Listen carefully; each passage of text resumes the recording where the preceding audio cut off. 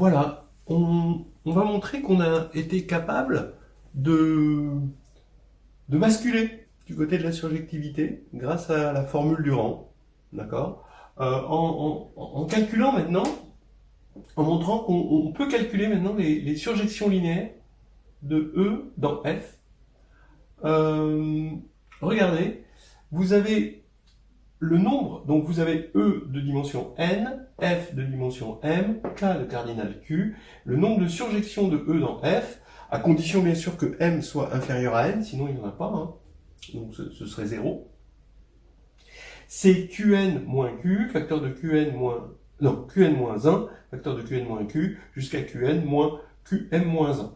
D'ailleurs, ça devrait bien faire 0 si la même formule donne 0 si on suppose petit m strictement plus grand que petit n. Voilà. Alors, voilà, hein, on va regarder. Donc, on utilise cette formule du rang. F est surjectif si et seulement si le rang de F égale la dimension de F, de grand F, c'est-à-dire petit m. Bon, ça, on l'a vu, on vient de le voir. Et si et seulement si, donc la dimension du noyau, c'est n-m. C'était le premier corollaire de notre formule du rang. Hein, d'accord. Donc maintenant, il suffit de compter les applications linéaires de E dans F, telles que la dimension de ker F est égale à dim de E moins dim de F, c'est-à-dire n-m. Voilà. Alors, je fais ça en deux temps. D'abord, on va compter les sous-espaces vectoriels qui peuvent être des noyaux possibles. Donc les sous-espaces vectoriels de dimension n-m, d'accord. Bon, et deuxièmement, pour un tel cas fixé, une fois qu'on a compté cela, pour un tel cas fixé, combien d'applications linéaires ont pour noyau ce cas-là? Voilà. Hein. Il faudra faire le produit des deux trucs qu'on a comptés pour obtenir les surjections linéaires. D'accord? Qu'est-ce que c'est que F? D'abord, c'est la donnée, on se donne F à partir d'un noyau. D'accord? K.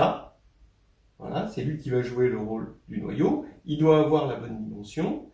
Et maintenant, à un noyau fixé, on va regarder tous les cas possibles, tous les F possibles, on va dire, qui auraient pour noyau K, hein, tout en étant une application linéaire de E dans F qui sera du coup automatiquement surjective.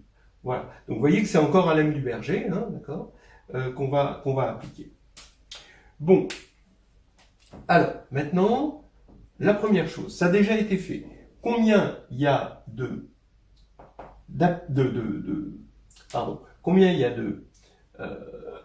sous-espaces vectoriels de dimension n-m? On l'a fait, c'est déjà un exercice qui a été fait, en comptant les parties libres, ici, de E, qui sont potentiellement donc des bases de K, et en divisant par le nombre de bases de K, et ça nous donne ça. C'était encore un lemme du berger d'ailleurs, voilà. Donc on avait trouvé ce résultat-là. Maintenant on se fixe K, et on veut, alors on se fixe K avec la dimension n-m, et je veux calculer combien il y a d'applications linéaires, donc F est dans L de E, F, qui est pour noyau K. D'accord? Donc, on fixe S tel que S est en somme directe avec K. D'accord? Et maintenant, qu'est-ce que je fais? D'une part, analyse synthèse. Hein, si F a pour noyau K, alors la restriction à S est injective. Ça, on l'a déjà vu. Inversement, donc ici, je vais avoir ce que j'appelle G ici, qui est la restriction de F à S, de S dans F. G est injectif. Réciproquement, je me donne G injectif de S dans F. D'accord? Et maintenant, je prolonge G en un morphisme F de E dans F, ben, a priori, G il allait de S dans F, et je vais faire F de E dans F. Comment? Ben, comme tout élément de E, il se décompose en S, en un élément de S et un élément de K de façon unique, ben, l'élément de K, je l'envoie vers 0, et l'élément de S, je l'envoie vers G de cet élément. Voilà. Et donc, ça va me faire une bijection entre les applications linéaires de E dans F de noyau K et les morphismes injectifs de S dans F. Donc il y en a autant, d'accord? Et donc j'ai plus qu'à compter les injections de S dans F. Et les injections de S dans F, j'ai déjà fait, c'est le nombre de parties libres que je peux faire à M éléments, puisque la dimension de S, c'est M, c'est N moins N moins M, donc c'est M, dans F.